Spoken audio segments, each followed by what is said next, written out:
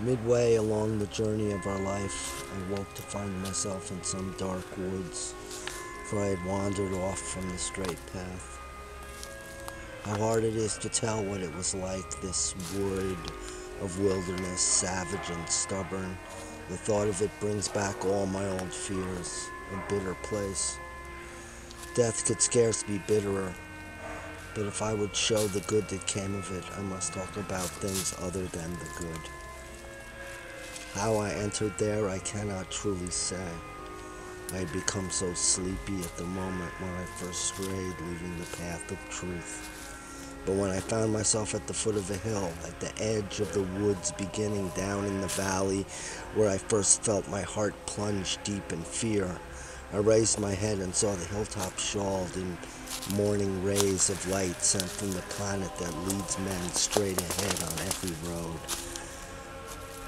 And then only did terror start subsiding in my heart's lake, which rose to heights of fear that night I spent in deepest desperation.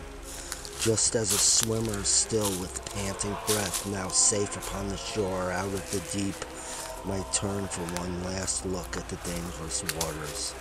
So I, although my mind was turned to flee, turned round to gaze once more upon the past that never let a living soul escape. I rested my tired body there a while and then began to climb the barren slope. I dragged my stronger foot and limped along. Beyond the point, the slope begins to rise. There sprang up a leopard, trim and very swift. It was covered with a pelt of many spots, and everywhere I looked the beast was there, blocking my way, so time and time again I was about to turn and go back down. The hour was early in the morning then. The sun was climbing up with those same stars that had accompanied it on the world's first day, the day divine love set their beauty turning. So the hour and sweet season of creation encouraged me to think I could get past that gouty beast, wild in its spotted pelt.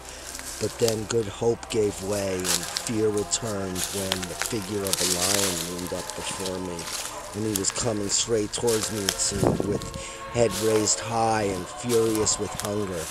The air around him seemed to fear his presence. And now a she-wolf came.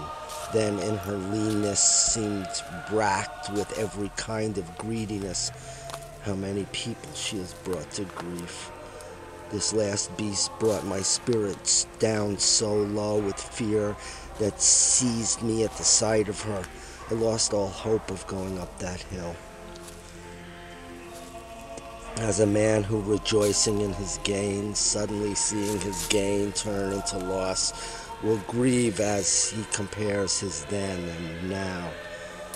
So she made me do, that relentless beast, coming towards me slowly, step by step. She forced me back to where the sun is mute. While I was moving down to that low place, my eyes made out a figure coming towards me.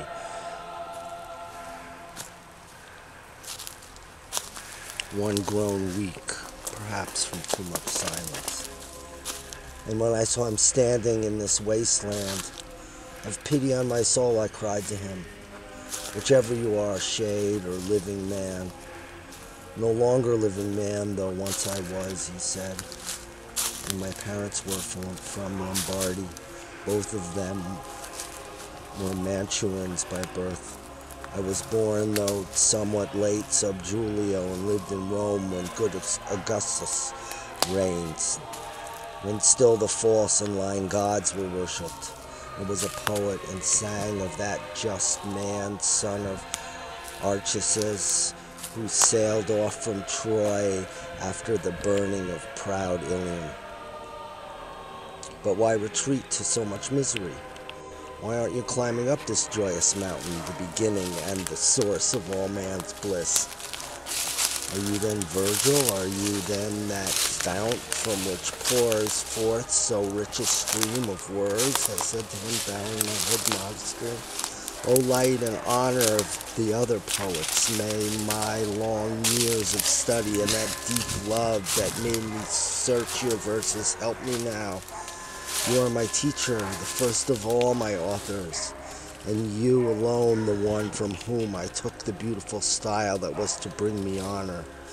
You see the beast that forced me to retreat. Save me from her, I beg you, famous sage. She makes me tremble. The blood throbs in my veins. But your journey must be down another road, he answered. If ever you hope to leave this wilderness. This beast, the one you cry about in fear, allows no soul to succeed along her path. She blocks his way and puts an end to him. She is by nature so perverse and vicious, her craving belly is never satisfied, still hungering for food the more she eats. She mates with many creatures and will go on mating with more until the greyhound comes and tracks her down to make her die in anguish. He will not feed on either land or money. His wisdom, love, and virtue shall sustain him. He will be born between Feltro and Feltro. He comes to save that fallen Italy for which the maid Camelia gave her life, and Turnus and Nissus and Euryalus died of wounds, and he will hunt for her through every city until he drives her back to hell once more, whence envy first unleashed her on mankind.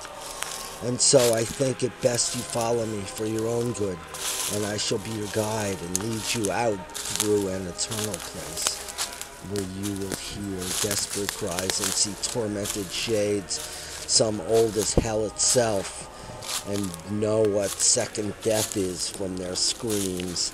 And later you will see those who rejoice while they are burning, for they have hope of coming, whenever it may be, to join the blessed, to whom, if you too wish to make the climb a spirit worthier than I must take you, I shall go back, leaving you in her care, because that emperor dwelling on high will not let me lead any to his city, since I in life rebelled against his law. Everywhere he reigns, and there he rules. There is his city, there is his high throne. Oh, happy the one he makes his citizen. And I to him, poet, I beg of you, in the name of God, that God you never knew, save me from this evil place, and worse, lead me there to the place you spoke about, that I may see the gate St. Peter guards, and those whose anguish you have told me of. Then he moved on, and I moved close behind him.